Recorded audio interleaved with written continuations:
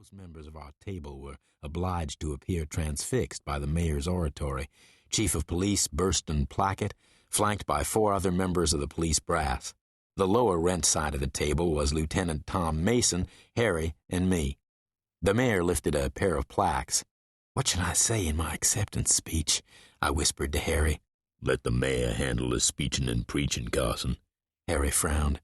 The frown said, "Don't go near the microphone." The mayor leaned into the microphone again.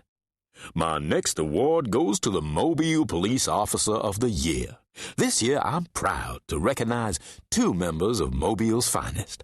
Together, Detectives Nautilus and Ryder form a special team known as the PSIT, or Psychopathological and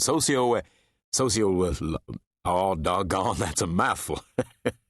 Let me just say that these 2 fine gentlemen are living proof that no city surpasses Mobile in the quality of it. The mayor soared off on a flight of political self-indulgence, and I saw the reporter from Channel 14 staring at me. I recalled her name as Dee Danbury. Trim, blonde, medium height, somewhat outsized features, eyes especially. 2 minutes of humid venting later, the mayor looked around the room, saw the slender white guy sitting beside the big square-shouldered black guy. "I'd like to introduce Detectives Harry Nautilus and Carson Ryder. Come receive your awards, officers." Applause rang out. I followed Harry's mustard-yellow suit to the dais. His shirt was lavender, his tie red. Harry liked color, but that didn't make him good at it. We stepped up, shook the mayor's hand, took our awards. Someone yelled, "Hold for a photo." I did my serious crime fighter pose. Cameras flashed. I tucked my plaque against my side and started from the dais. The microphone floated in front of my face, and despite Harry's admonition, I couldn't resist a few words. "First off, I'd like to thank the Academy." Harry growled and jabbed his thumb into my kidney, propelling me from the dais and my moment of glory.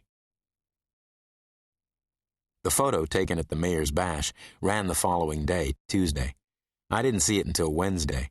Some wag had taped the clipped-out photo to my chair, attaching a post-it, scrawled, "Super Detective to the rescue." "What do you think? They get your good side?" said a molasses slow voice from behind me. I turned to see Tom Mason, smiling. "Interesting expression you got, Carson. Intense, I guess you'd call it." I flipped the clipping on the desk as Tom said, "We just got a 911 about a body in a motel, the Cozy Cabins. I think it's got a little weird to it. Harry's heading that way now." "Weird how, Tom?" "I'll let you see for yourself. Medical examiner's there, forensics on the way. I told everybody not to worry 'cause I was sending the Officers of the Year." They got a kick out of that one. Back in the 70s, it had probably been charming, but these days, the Cozy Cabins Motel mainly catered to Johns wanting to take their rented partners somewhere a little nicer than the back seat. I swung into the drive and saw Harry walking into the front cabin, a neon office sign in the window. I hit the horn and yelled, "What's up?" Harry pointed to the farthest cabin and stepped inside the office. I drove to the unit. Parked outside were ME and forensics vehicles, plus a patrol car. Officer Leighton Withrow patting sweat from his bald head. I walked to the unit, maybe 20 feet square, needing paint. Forensics Supervisor Wayne Hembry, a balding 36-year-old black man with less meat on his bones than a race-bred greyhound, stood in the doorway. "Stuff like this makes it tough for me to eat by candlelight," he said, stepping aside so I could peek into the room. Candles, dozens of them. On the floor, on the scruffy furniture, atop the bolted-down television. Some were scented, and an olfactory collage thickened the air. Smaller candles had burned to pools of wax, while the bulk of them were topped by shivers of flame, bright points in the shadowed room. A dozen feet away, centered on the red bed cover, a woman's naked body lay covered with wilted flowers. Her eyes were huge and white and poured from the sockets, tiny worm-like pupils in the center.